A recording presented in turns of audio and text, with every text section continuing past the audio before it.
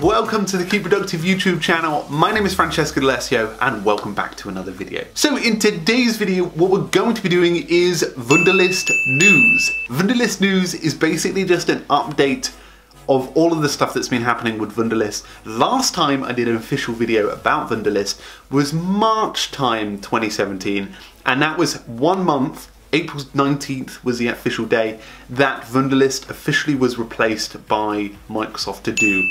Obviously Wunderlist is still here with us now, but what I want to do in this video is dive into what is going to be happening in the next few months. So just before we get started, just to let you know that all of this is speculation, and I'll include all of the sources that I do mention in the description below so that you guys can go away, make your own opinion. I don't want to freak anybody out about this video, something I mentioned last time as well. So just to recap on what happened with Wunderlist. So Wunderlist was a service previously independently owned, a startup based in Germany, I believe it was.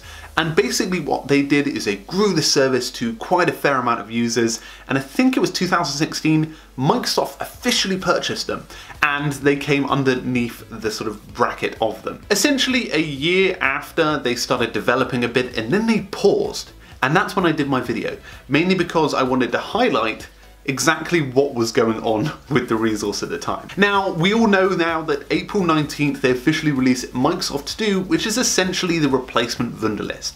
They included a lot of the core features that Wunderlist had, but not all of them, and they put it in preview mode. Now, skip forward to 2018 February time, we are now here and we are not really sure what's going to be happening with Wunderlist. So let's start with Microsoft To Do. Microsoft To Do has been out of preview mode for a fair while now, available on most devices. And I did a couple of predictions based on Microsoft To Do in another video, but the main sort of big updates have been that they've released to Office 365, which has been sort of a big release, and that was in January. And that means that all of the 365 admins and users will get access to To Do as part of their experience. Now, in the last month, Microsoft To Do have almost partially announced that they are launching some major new features. Now, this was actually discovered by someone through the To Do user voice. It was like a forum for people who are talking all about Microsoft To Do and helping each other with them. Now, what I want to do is dive into a few of the things that have been mentioned by Microsoft To Do as a planned feature or ones that they are currently working on. So the first feature is shared lists and collaborative functions. Now, this is something that Wunderlist had, and probably one of the reasons why I recommended it to college students and those family and friends who wanted to share lists. This is a feature that will be coming to Microsoft To Do, and they're already in progress with this feature.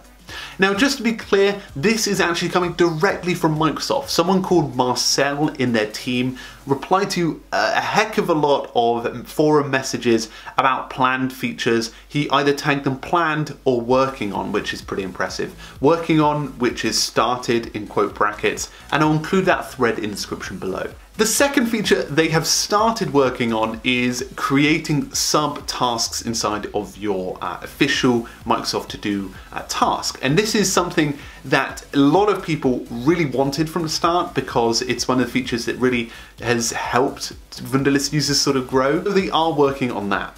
Now, the following features are planned features, which sort of means that they're going to be available in 3 to 6 months. The first is a Mac OS application. That is one of the platforms that Microsoft To Do is not currently available on. So Microsoft will soon develop their To Do application for Mac. An Outlook integration. This was highly recommended in the community, and Marcel also got back to letting them know that it was planned as well. So an Outlook integration inside of email to access To Do. Attached files. Now, this is something that can be very helpful for web users and also iOS users and Android users too that are looking to do a bit of work on the go or be able to attach any files, and that is planned as well. A dark theme is planned, a very minor feature, but again, something very helpful for night users. Synchronization with OneNote, which is a highly recommended feature.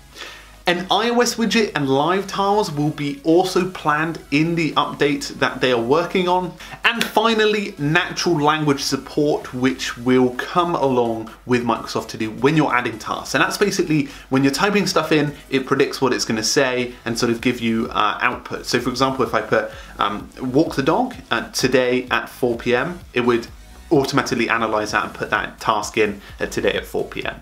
Now, there is a lot of criticism around this, and loads of people in the comments saying, you know, it's too slow development, it's taken so much time. And when is it going to be landing? It's been absolutely ages since a Microsoft To Do update. All that they've been doing is bug updates. And that's where I want to jump back to Wunderlist and a few predictions about that. Now, I believe it was on the 18th of January, although include the Twitter feed in the description below, Wunderlist was actually down. Their servers were down, which is a very strange thing. And this is my prediction.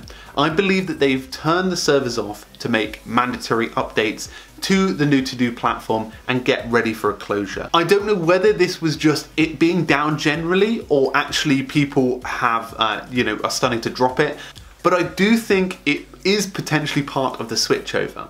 I remember when Facebook acquired WhatsApp, and WhatsApp, maybe 4 or 5 days after, went down for the longest period of time they've ever gone down for.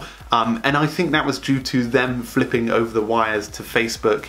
Anyway guys, that is all of the latest Wunderlist news. I hope that you enjoyed it. I hope it was valuable. Let me know in the comments what you think about Wunderlist and at the moment where you see it going. I'd really love to hear.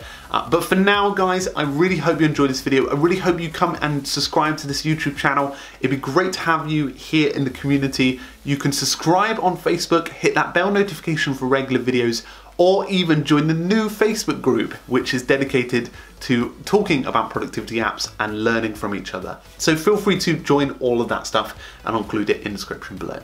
Anyway guys, thank you so much for stopping by. Make sure to have a great week, keep productive, and I'll see you guys very, very soon. Cheers.